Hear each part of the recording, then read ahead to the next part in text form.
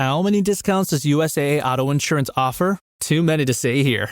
Multi-vehicle discount, safe driver discount, new vehicle discount, storage discount, legacy. How many discounts will you stack up? Visit USAA.com/auto discounts. Restrictions apply. Ryan Reynolds here from Mint Mobile. I don't know if you knew this, but anyone can get the same premium wireless for $15 a month plan that I've been enjoying. It's not just for celebrities. So do like I did and have one of your assistants switch you to Mint Mobile today.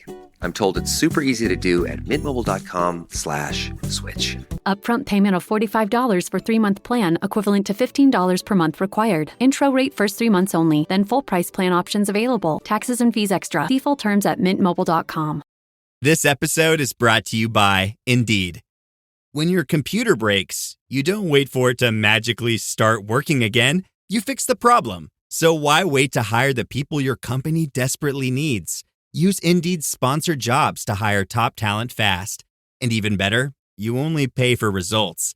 There's no need to wait. Speed up your hiring with a $75 sponsored job credit at Indeed.com/podcast. Terms and conditions apply. McCrispy strips are now at McDonald's. I hope you're ready for the most dippable chicken in McDonald's history. Dip it in all the sauces. Dip it in that hot sauce in your bag. Dip it in your McFlurry. Your dip is your business. McCrispy strips at McDonald's.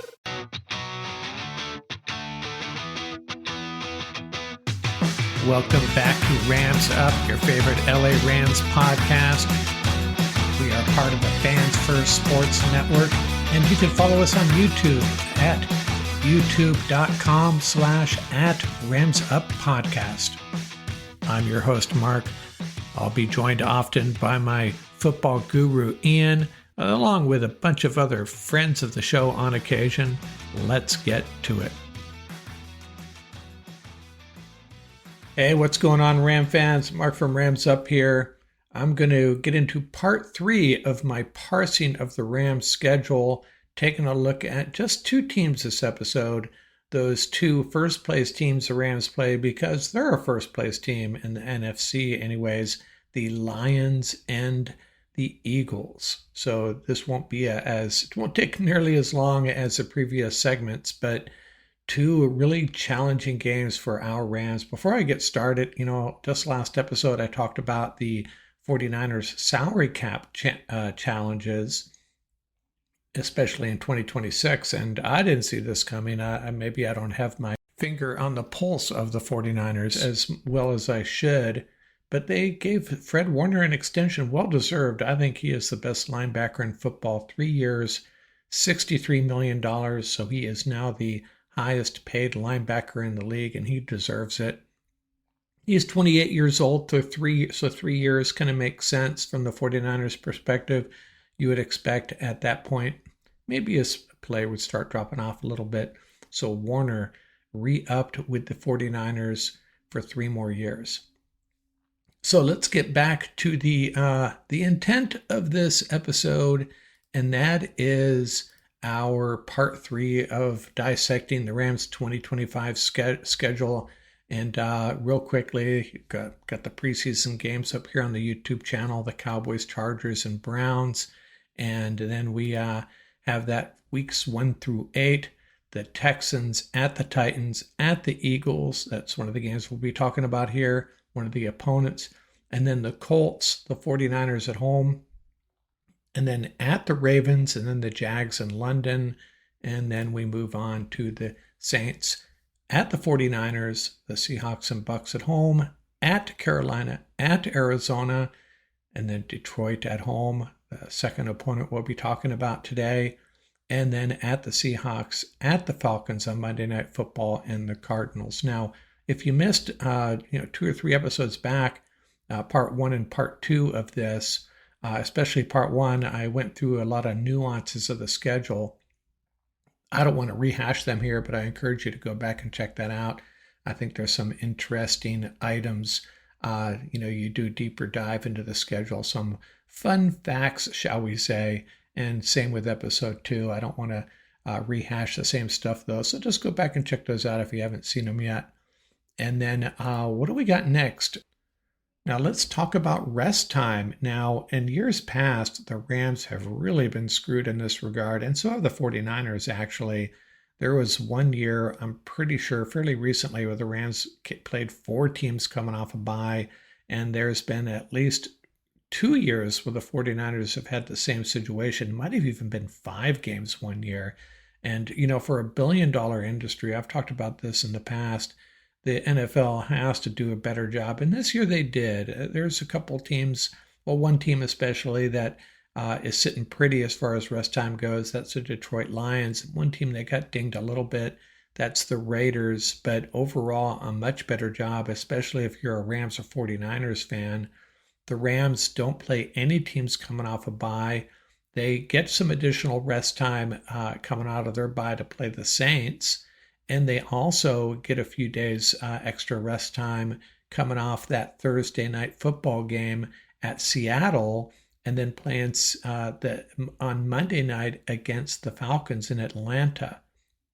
Now that gets washed out a little bit by the Lions. Again, I said that, as I mentioned, they were one of the teams that were the largest beneficiary of as far as rest time goes this year.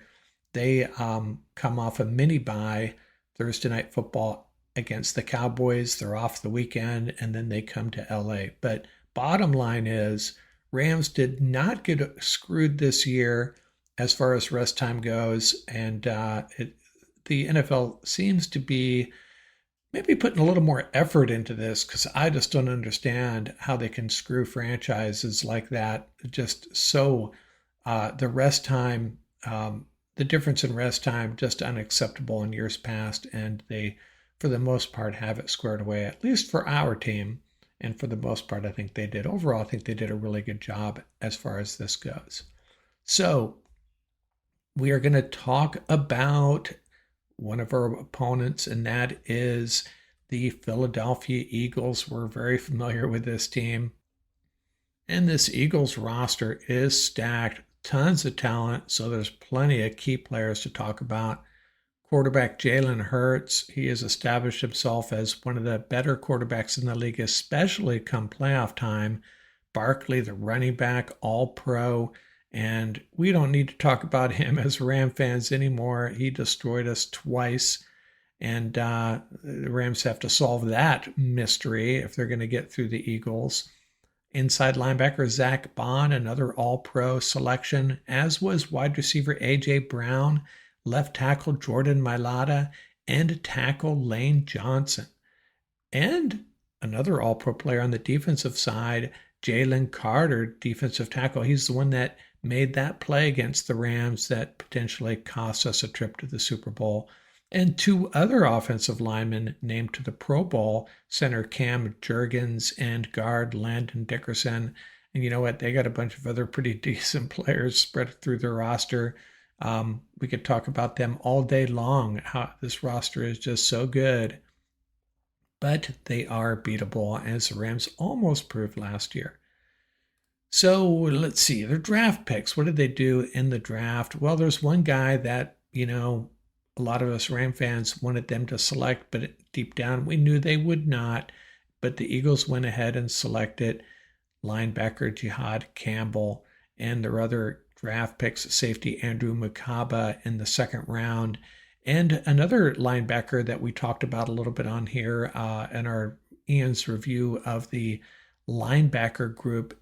The linebacker prospects in this most recent draft is Mel Mondon Jr., and they also drafted the quarterback Kyle McCord. So the Eagles generally draft pretty well, so I suspect that a few of these guys are going to work out. And, the Rams don't value linebackers. The Eagles do. I suspect Jihad Campbell is going to be a good one. Now, free agency, they did lose edge rusher Josh Sweat, but they replaced him with Josh Uche. And they also lost Chancey Gardner-Johnson. Seems like he's bounced around from the Eagles. Then he went to the Lions, right? Back to the Eagles, and now he's gone again. And they also lost running back Kenneth Gainwell, who I really liked, really athletic, twitchy, fast running back. So they signed Josh Uche, as I mentioned, They brought in cornerback Adoree Jackson and a UCLA product, quarterback Dorian Thompson-Robinson, and they also signed running back A.J. Dillon, among many others. So if you're an Eagles fan, last year, 14-3 in the regular season, number 2 seed, and what did you do? You took care of business, beating the Packers, Rams, Commanders, and Chiefs, and hey, you're the Super Bowl champion, but you have some concerns next year, and the biggest concern for the Eagles is that schedule. It's pretty brutal. Week 1, they get the Cowboys, divisional rival. That's that Thursday night game. Then they got the mini bye before traveling to Kansas City in week 2. Weeks 3, 4, and 5 are the Rams, Bucks, and Broncos. Broncos are going to be an improved team. They're no pushover. That's in Philadelphia. Week 7, they get the Vikings. Then weeks 10, 11, and 12, the Packers, Lions, and Cowboys. Week 14, the Chargers. And they wrap things up at the end of the year at the Commanders, at the Bills, and then the Commanders again. And that's why, in my opinion, what's going to happen in the NFC East, I think we're only getting one team out of the NFC East. That division is playing the AFC West. Some good football teams over there, Chiefs, Broncos, Chargers. I'll leave out the Raiders for now. And the Commanders are going to be a threat to the Eagles for sure for the divisional title. Cowboys, they're the Cowboys. They always get overvalued, but they could actually, get back to relevancy this year. And then the Giants, maybe they're on the way back. They gave themselves a timeout for a year there, and hey, maybe it's time for them to resurrect themselves. It's going to be a tough division. And the Rams, what are they going to have to do to beat this team? Well, they added Poona Ford, and they added some linebackers, Nate Landman, and in the draft, Chris Paul. So they beefed up that position a little bit. It's probably as well manned as it has been since Ernest Jones left. Possibly even better when you can figure, that we have some depth at that position. We have a few guys that we can lean on as opposed to just Ernest Jones and throw another guy out there. So I feel really good, much better about our linebacker position, and definitely feel better about our run-stopping defensive tackle, Poona Ford. So the Rams, they just have to solve that puzzle. And, the Eagles, what they leaned on last year was their rushing attack, 179 yards per game. And that's why the ability to stop the run when you're playing this team is so critical. Their defense only giving up 18 points a game, so they run the clock, and their defense is pretty darn good too. And their pass defense especially, under 200 yards per game. So they got a lot of things going for them. You can run the ball on them a little bit, but you need to stop their running attack. And I think with some of the moves the Rams made in the offseason and in the draft, I think had the Eagles in mind. And this is a really good football team, 14-3 in the regular season, not too shabby. Won the Super Bowl, 4 straight playoff games, one of the best rosters in the league. Maybe there will be a little bit of a Super Bowl hangover. Maybe it's good we're catching them in week 3, but this is a team that can be beat for sure. It's going to take a great game plan and the ultimate effort from our Rams on the road in Philadelphia to put the Eagles in their place once and for all. Week 3, Rams at Eagles. Your snacking routine can get a little dull. Time for a Light and Fit remix. Like a crunchy storm of graham cookies, caramel pearls, and dark chocolate, showering down into a smooth, creamy yogurt. Enjoy 3 Light and Fit remix varieties with craveable flavors and up to 120 calories and 10 grams of protein per 4.5-ounce serving. See remixyogurt.com. So good, so good, so good. Great gifts for dad? We've got them, and they're up to 60% off at Nordstrom Rack stores now. How did I not know Rack has Adidas? They've got the best gifts. Gotta show dad some love. Snag amazing deals on Father's Day gifts from Cole Haan, Calvin Klein, Vince, and more. Great brands, great prices. That's why you Rack. Look around. You can find cars like these on AutoTrader, like that car riding your tail. Or if you're tailgating right now, all those cars doubling as kitchens and living rooms are on AutoTrader too. Are you working out and listening to this ad at the same time? Well, multitasking pro, cars like the ones in the gym parking lot are for sale on AutoTrader. New cars, used cars, electric cars, maybe even flying cars. Okay, no flying cars, but as soon as they get invented, they'll be on AutoTrader. Just you wait. AutoTrader. Hosting season's here. Are your windows guest ready? Early access to Blinds.com's Memorial Day mega sale is on now. Blinds.com invented a better way to shop for window treatments, completely online with upfront pricing, no showroom markups, no salespeople in your home. Choose from classic shutters to outdoor shades and more, all backed by our 100% satisfaction guarantee. Shop Blinds.com's Memorial Day mega sale early access now. Save up to 40% site-wide, plus a free measure. Blinds.com. Rules and restrictions may apply.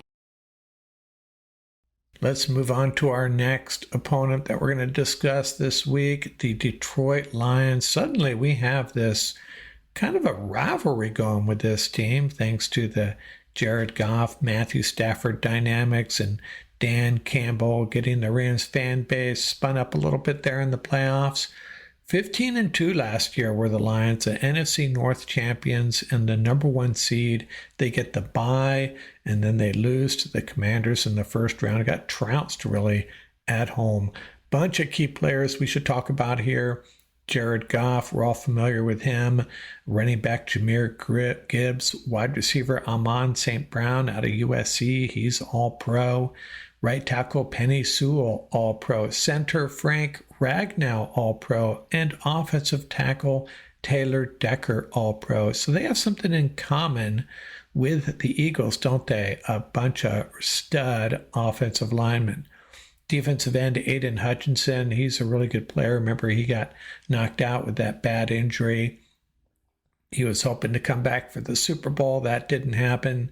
Then there's linebacker Alex Anzalone and two safeties, Brian Branch, a Pro Bowler, and Kirby Joseph, all-pro. And Ram fans remember him, don't we? That hit on Tyler Higbee. Still waiting for payback on that, are we? Possibly. But a really good roster here.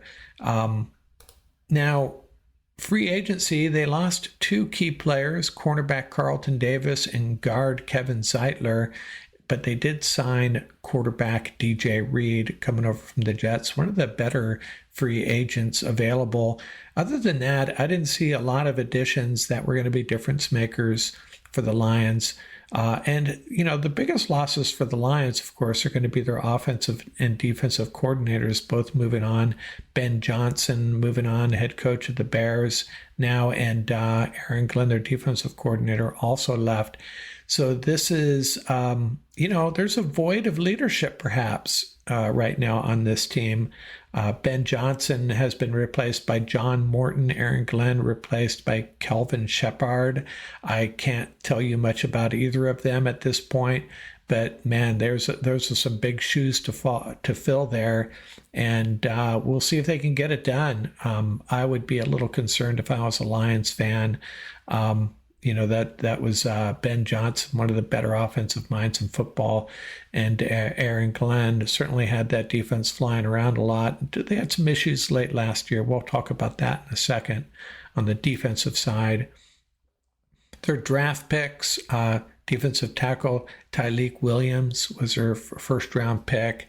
The only names here that jump off the screen at me, if you're watching on the YouTube channel, well, I'll run them down for you. For those of you on the podcast, guard Tate Ratledge, wide receiver Isaac Tesla, guard Miles Frazier, edge Ahmad Hassanin, safety Dan Jackson, and wide receiver Dominic Lovett. And the only guy on this list that we talked about in our run-up to the draft was wide receiver Isaac Tesla.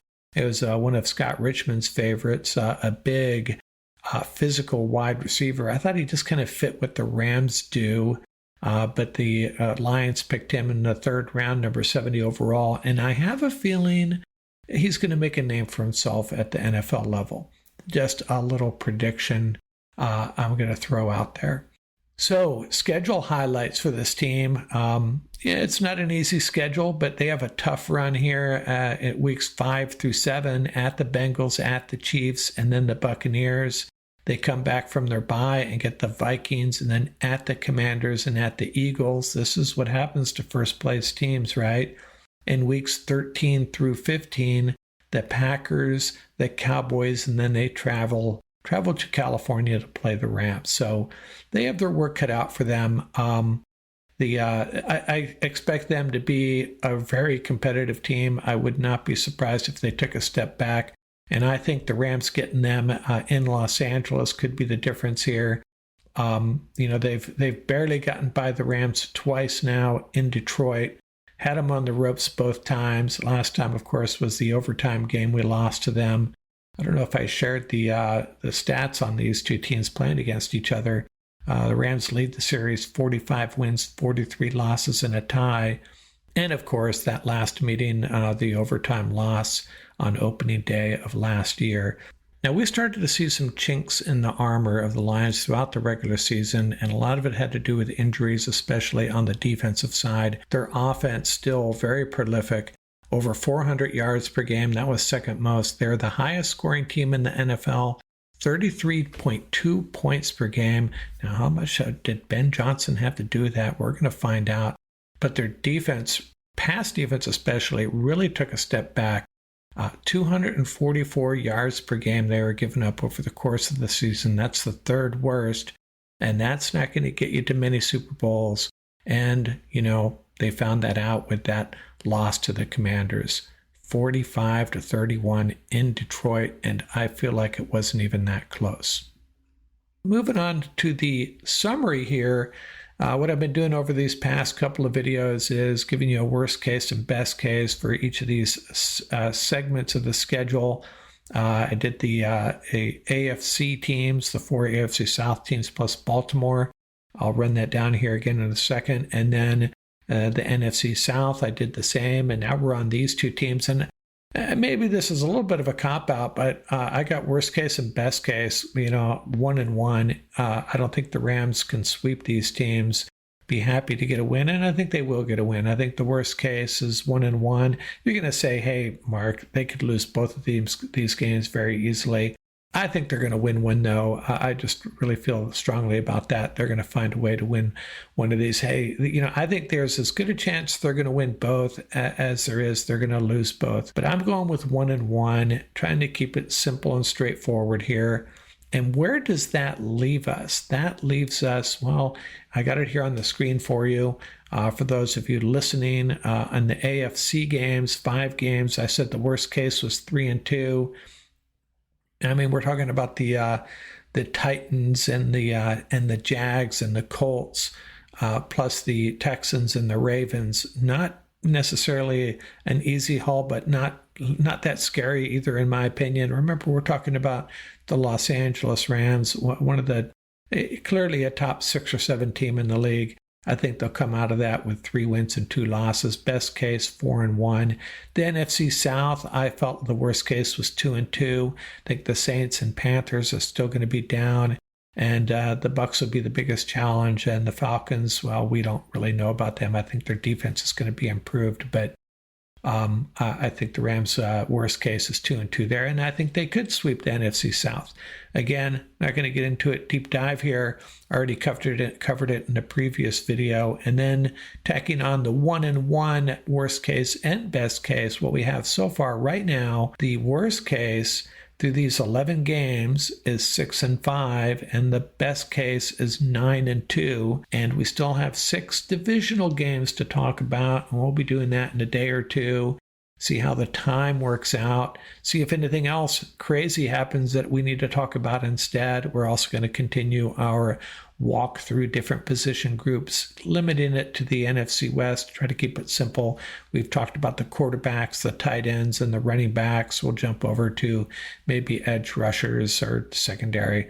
I haven't decided, but a lot more to talk about in this kind of slow time in between the draft and maybe there will be a second wave of free agency after June 1st. There very likely will be. There may be some cuts, and I'm sure Ian will be all over that if that happens. But next up, as far as this goes, those 6 games against the NFC West, our divisional rivals. We'll get into that very soon. By the time I hit my 50s, I'd learned a few things, like how family is precious. Work can always wait. And 99% of people over 50 already have the virus that causes shingles. Not everyone at risk will develop it, but I did. The painful, blistering rash disrupted my life for weeks. Don't learn about your shingles risk the hard way. Talk to your doctor or pharmacist today. Sponsored by GSK.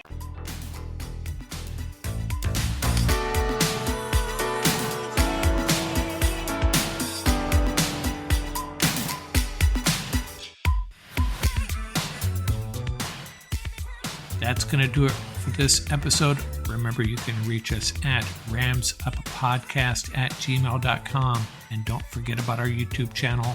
Till next time, keep the horns up, stay safe, and have fun out there.